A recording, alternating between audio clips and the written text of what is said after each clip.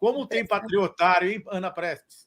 Não, é impressionante. A gente vai trazer esses números aqui detalhados hoje.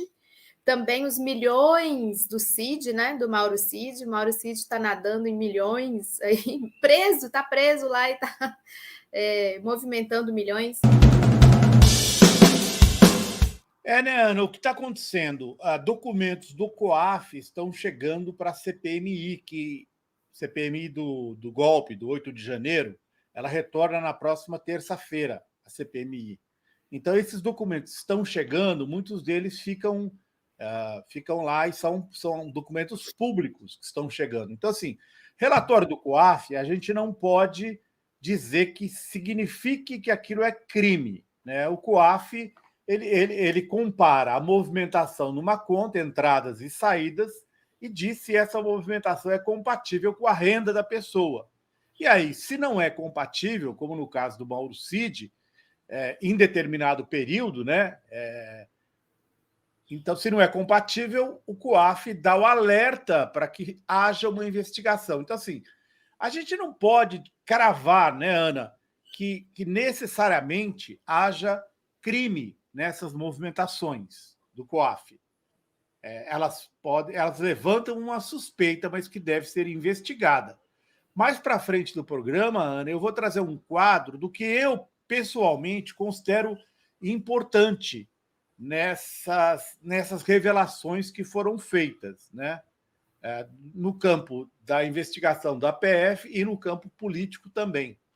Né? Para o nosso público, porque é tanta coisa saindo no Globo, na Folha, no Estadão, na revista Fórum. São tantas informações sobre esse bombardeio do COAF aqui, COAF ali, e a gente tem que fazer um filtro, que é o que a gente vai fazer hoje, para que a gente preste atenção no desenrolar das investigações, né, Ana? É isso mesmo. Eu vou pedir para o Gui colocar para a gente um quadro aí, uma matéria que saiu naquele canal Meio sobre esses 17 milhões que caíram na conta do Bolsonaro. Brasileiros doaram 17 milhões em Pix para Bolsonaro. E isso foi, Azenha, entre 1º de janeiro e 4 de julho, segundo o COAF que a gente está falando, né, que é o Conselho de Controle de Atividades Financeiras. E o COAF, ele indica isso que você já falou, né, que são... Acho que pode tirar, Gui. Peraí, só um pouquinho. Volta lá, Gui, sempre uma coisa. Foram 769 mil envios, né, Pix, para o Bolsonaro. Olha, 769 mil pessoas. E aí, qual a argumentação do Bolsonaro?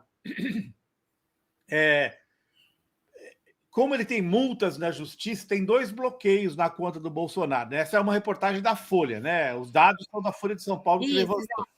Ele tem um bloqueio de 195 mil. Volta lá, Gui.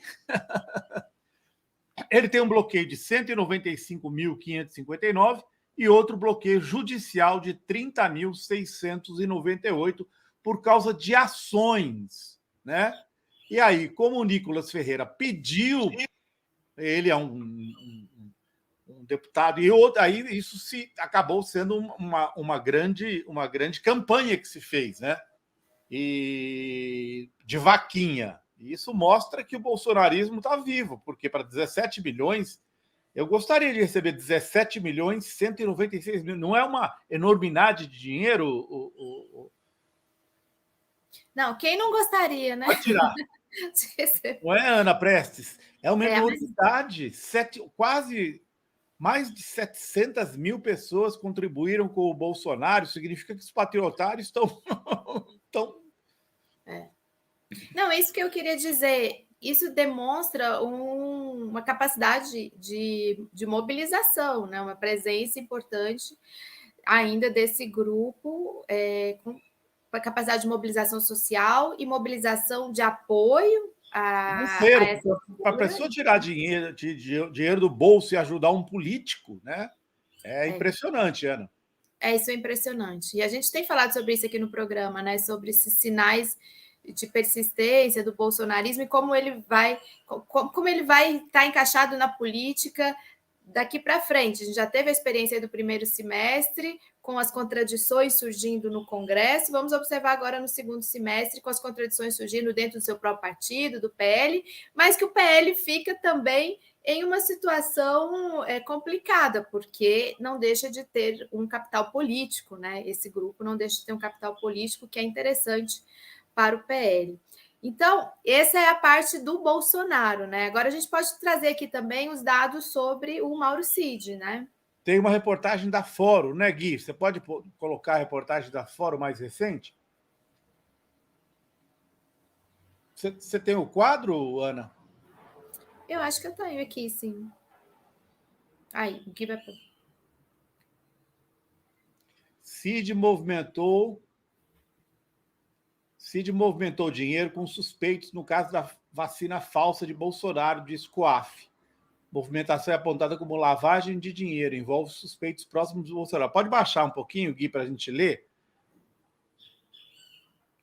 Do Yuri Ferreira, na revista Fórum. Segundo o relatório do COAF, né, o Cid ele fez uma movimentação que envolve outras pessoas da proximidade do Bolsonaro envolvidas na investigação da falsa vacina.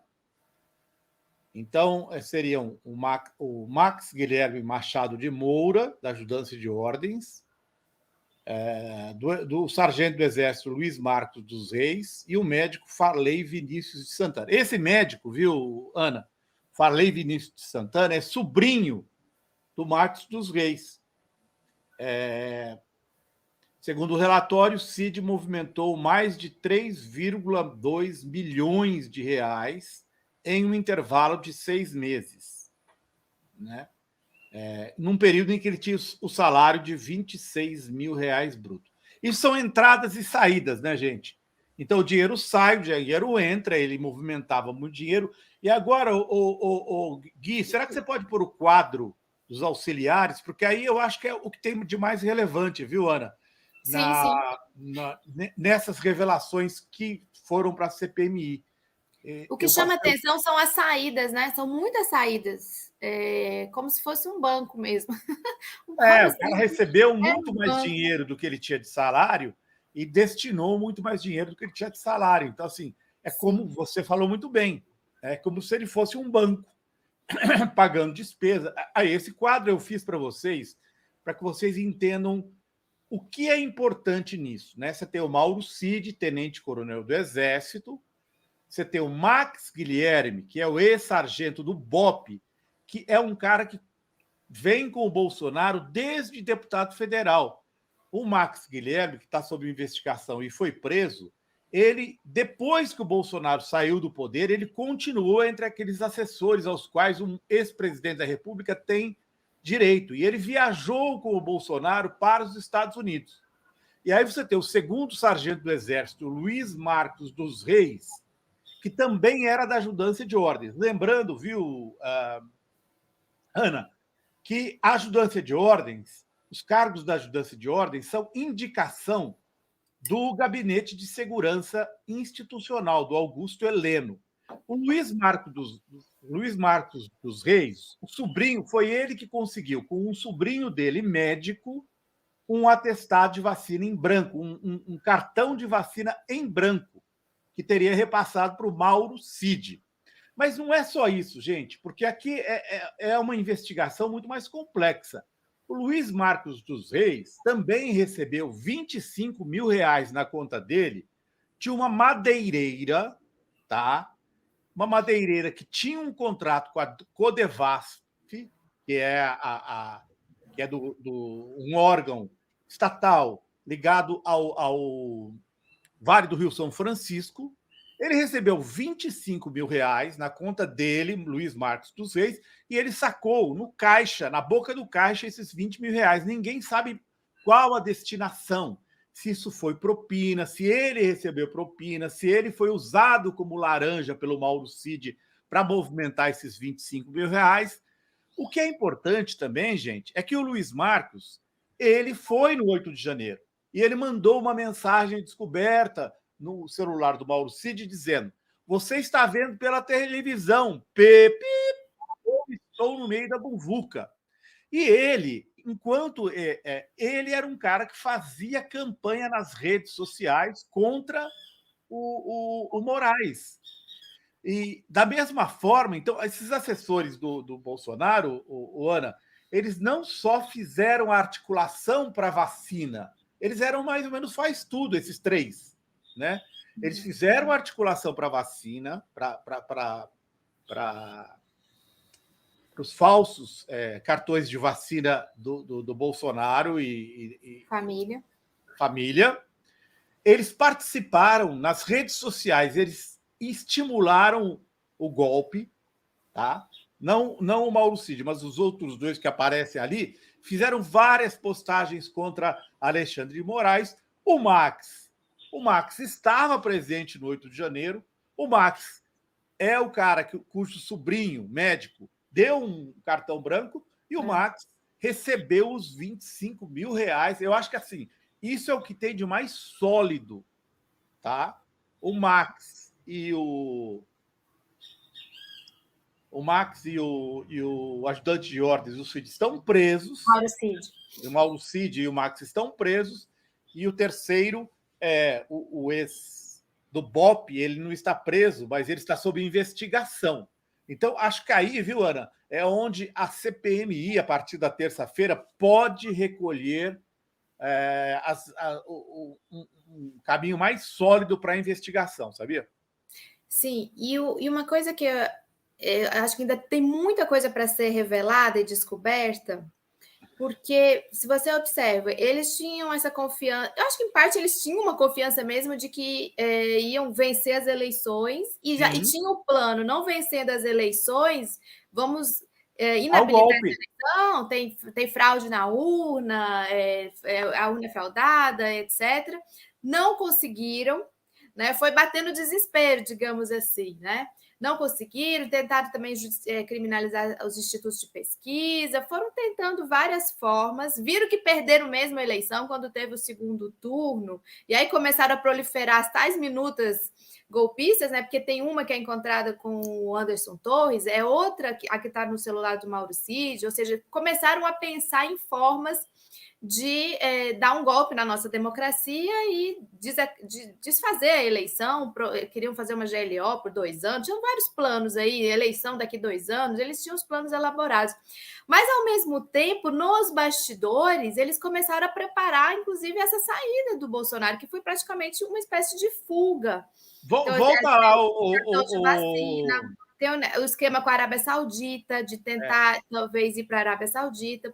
Tudo que eles movimentaram nos Estados Unidos, parece que eles movimentaram um grande volume de recursos quando o Mauro Cid estava nos Estados Unidos. Volta lá o quadro um pouquinho só, Ana, para a gente tocar nisso. Então, esse é o trio do barulho, gente. Vamos chamar de trio do barulho. Se fizerem um corte dessa nossa fala, Ana, para o YouTube, deve ser o trio do barulho. Mauro Cid, Max e Luiz Marcos. O Mauro Cid, ele, em 12 de janeiro de 2023, olha lá, ó, ele transferiu R$ 367.374 para os Estados Unidos, certo? 12 de janeiro, numa data só. Diz ele que era dinheiro das economias dele. O Bolsonaro também transferiu R$ 135 mil, o equivalente a 600 mil, para uma conta do Banco do Brasil na Flórida. Por quê? A defesa do Bolsonaro disse que era dinheiro da sua poupança, medo, olha só que engraçado, medo da situação da economia brasileira com a chegada do Lula ao governo. Então, entendeu qual é a jogada? O trio do barulho, então, Ana, o trio do barulho atuou em quê? O trio do barulho eram 3 militares, um ex do BOP, 2 da ajudância de ordens. Do topo da hierarquia, indicados por quem? Pelo cara do GSI, o Augusto Heleno. Né? A ajudância é do GSI. Esse trio do barulho, eles estavam... Você botou o dedo na ferida, Ana. Eles estavam certos de que o Bolsonaro ia vencer. E se ele não vencesse, eles iam dar um golpe. Porque eles fizeram todos os esquemas. Inclusive, eles estavam nas redes sociais. Eles estavam certos de que alguma coisa ia acontecer. Ele não foi uma coisa escondida. 2 deles, pelo menos, o auxiliar próximo do Bolsonaro, do BOP, assim com o Bolsonaro, desde quando era deputado federal, E o Max, esse que não está aparecendo muito, mas que hoje a gente está falando dele, eles falavam nas redes sociais. Vamos atacaram muito o Moraes, o Alexandre de Moraes, o STF. Então, assim, o que você pôs o dedo na ferida. Eles estavam certos de que, não vencendo o Bolsonaro, eles iam dar um golpe. Na minha opinião. Sim, e a gente tem o Anderson Torres, que a gente tem falado pouco dele, né, que foi para os Estados Unidos, justamente para a Flórida. Então, são muitos componentes dentro dessa trama, né? Cartão de vacina, são as joias, né? As joias lá da Arábia Saudita, comunicação com a Arábia Saudita, com possibilidade, inclusive, talvez, de irem para lá. Então, assim, são muitos fios ainda a serem conectados, eu acredito. Tem muita gente aqui na audiência comentando esses Pix aí que caíram, são mais de 700, quase 800 envios, né? Então, tem gente aqui questionando. 800 mil.